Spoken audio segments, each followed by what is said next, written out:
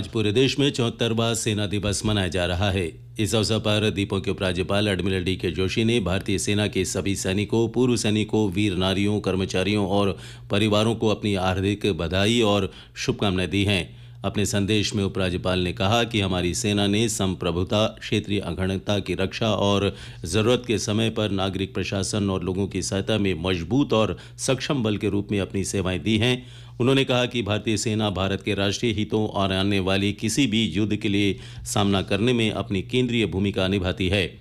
उपराज्यपाल admiral DK. Joshi ने द्वीप समूह और उसकी सीमा को सुरक्षित रखने तथा राष्ट्र निर्माण में योगदान देने के प्रयासों के लिए उन्हें बधाई दी है। उन्होंने भविष्य के लिए अभियानों और चुनौतियों के लिए सेना के हर एक कर्मियों को शुभकामनाएं दी हैं। उपराज्यपाल ने हमारे लिए हिम्मत और त्याग के साथ कर्तव्यों को निभाते हुए शहीद हुए सेना के वीर जवानों को अपनी श्रद्धांजलि भी अर्पित की है।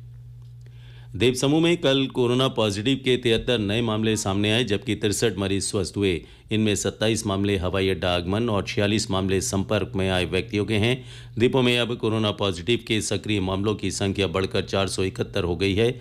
दक्षिण अंडमान जिले में कोरोना के 70 नैदानिक प्रबंधन के मामले हैं, जबकि 401 सक्रिय मामलों को होम क्वारंटीन किया गया है।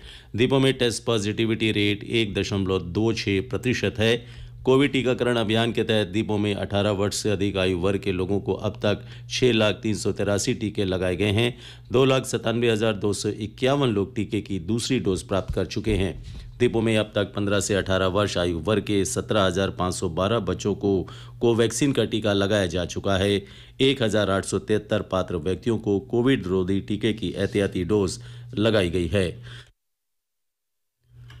अंडमान निकोबार प्रशासन भ्रष्टाचार और अनियमितताओं में लिप्त लोगों के खिलाफ कड़ी कार्रवाई कर रहा है, जिससे द्वीपों में भ्रष्टाचार पर लगाम लगाया जा सके।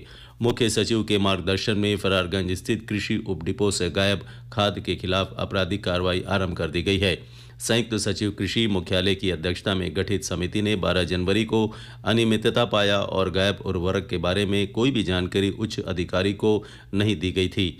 मामले की गंभीरता को देखते हुए कृषि विभाग द्वारा उग्रबांध थाने में मामला दर्ज किया गया है, ताकि कृषि विभाग के संबंधित अधिकारी और निजी लोगों के बीच सांठ-गांठ का पता लगाया जा सके। कृषि विभाग द्वारा संबंधित अधिकारियों के खिलाफ अनुशासनात्मक कार्रवाई भी आरंभ कर दी गई है। इस कार्रवाई का उद्देश्य सरकारी कर्मचारियों तक संदेश पहुंचाना है कि कोई भी व्यक्ति यदि दोषी और भ्रष्टाचार में लिप्त पाया जाएगा तो उसके खिलाफ कार्रवाई की जाएगी। संसद का बजट सत्र 31 जनवरी से शुरू होने जा रहा है। बजट सत्र का पहला चरण 31 जनवरी से शुरू होकर 11 फरवरी तक चलेगा, जबकि दूसरा चरण 14 मार्च से 8 अप्रैल के बीच आयोजित किया जाएगा। 1 फरवरी को वित्तीय वर्ष 2022-23 के लिए बजट पेश किया जाएगा। केंद्रीय स्वास्थ्य मंत्रालय ने कोविड मरीजों को आगाह किया है कि वे ऐसे किसी उपचार के जाल में ना फंसे जो प्रामाणिक ना हो और जिसका कोई साक्ष्य ना हो। उन्होंने कहा कि इससे मरीजों को नुकसान होगा। स्वास्थ्य मंत्रालय में संयुक्त सचिव लव अग्रवाल ने बताया कि सोशल मीडिया के विभिन्न मंचों पर प्रचारित बिना साक्ष्यों के उपचार से मरीजों में घबराहट बढ़ती है। हल्के और बिना लक्षण वाले कोविड मरीजों के घर में पृथकवास में रहने के बारे में संशोधित दिशा निर्देशों के मुख्य अंशों का जिक्र करते हुए श्री अग्रवाल ने बताया कि मरीजों को खून की जांच, एक्सरे, एमआरआई तथा सीटी स्कैन केवल डॉक्टर के परामर्श पर कराने चाहिए।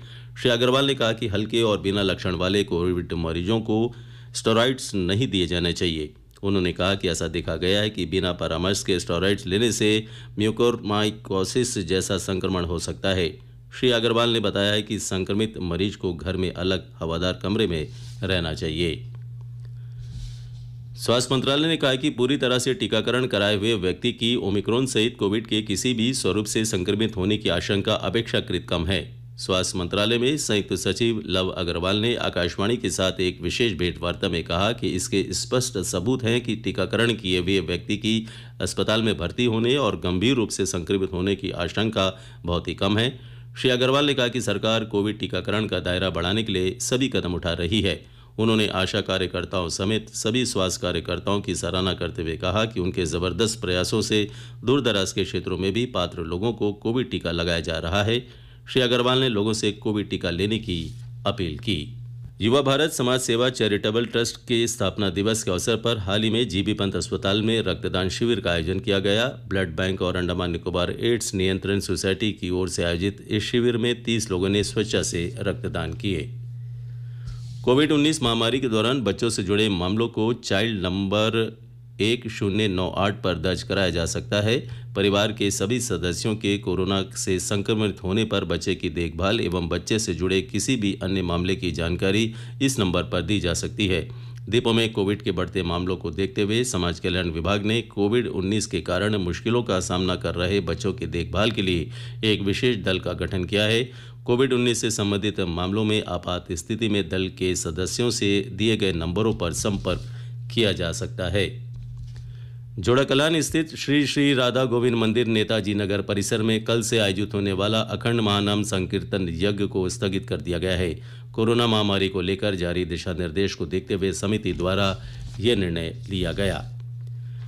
दीपों में मत्स्यिकी के विकास के लिए यूटी योजना के तहत विभिन्न कार्यक्रम चलाए जा रहे हैं। इसका उद्देश्य समुद्र किनारे बुनियादी ढांचे का विकास और स्थानीय बेरोजगार युवाओं तथा मछुआरों को मत्स्य हरण तथा इससे जुड़ी गतिविधियों को संचालित करने के लिए सब्सिडी के रूप में आर्थिक सहयोग प्रदान करना है।